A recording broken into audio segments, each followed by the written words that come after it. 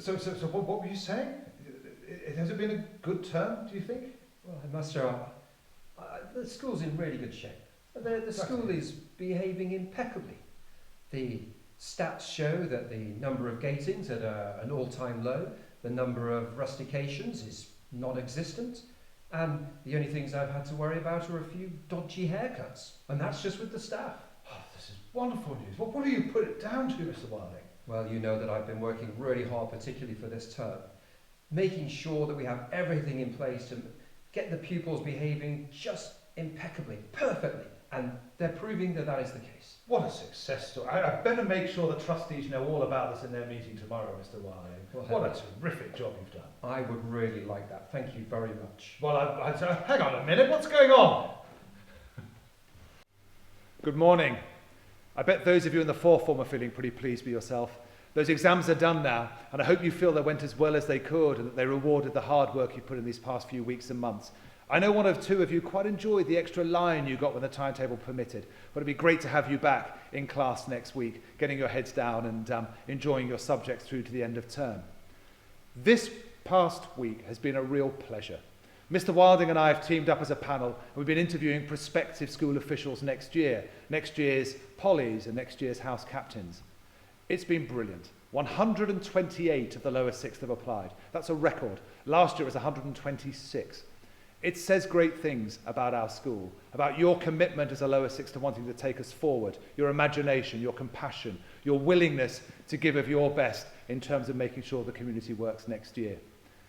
We've really enjoyed it. We've been really inspired because we know next year's not going to be straightforward. It's different. It's going to be the first year in which our fourth form won't have spent the summer term bonding, a really important term for rooting themselves in the community. Those who join us new will be coming from a situation where they haven't been in a classroom for 6 months. It's going to take really strong, compassionate, thoughtful leadership.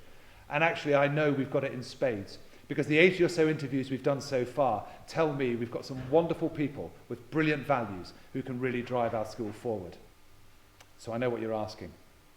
When will I find out? Who will be my next house captain? Who will be the captains of school? Who are the school pollies? Well, the answer is, I'll tell you next Monday. It'll be a longer broadcast than usual because there's so much to announce, but it's a chance to be able to celebrate those people who will be in those positions next year. But at the same time, I want to make the point that leadership goes far further than those who might hold grand titles. And what I know is that whatever leadership role the lower sixth assume next year, whether it's a fourth form polly, a vice house captain, somebody who is looking after the music or the art or the sport in the school, that leadership, when done in the right way, is what gives us our power as a community, and it all matters. But next Monday, that's when that announcement will be made, as well as a chance to be able to say goodbye to those colleagues who will be leaving us. Ordinarily, we do that in chapel on the last day, and we cheer them to the rafters and wish them well in whatever was coming in their lives next. We can't do it that way this year, but at least we could use next Monday to be able to celebrate those who are taking up school official positions and say goodbye to those colleagues who have given so much to the school community in their time working with us. So don't miss it. Yes, it'll be longer, but it will be worth it. We're thinking really seriously about September, as you might imagine, and I expect as you would hope. In the course of the next few days, we're going to be sending out a document called Keeping Uppingham Safe. The aim of that document is to encapsulate everything we will do as a school in response to whatever COVID alert level the government designates in the United Kingdom at that time. The document really matters because it inspires confidence in our staff, in our parents, in our pupils, in our local community, that Uppingham can operate as a boarding school safely. To my mind, it's imperative that all 800 pupils are back in September, boarding and working, for their psychological well-being, their intellectual development, and the social element of life that we know is so important to young people. So do watch out for that document.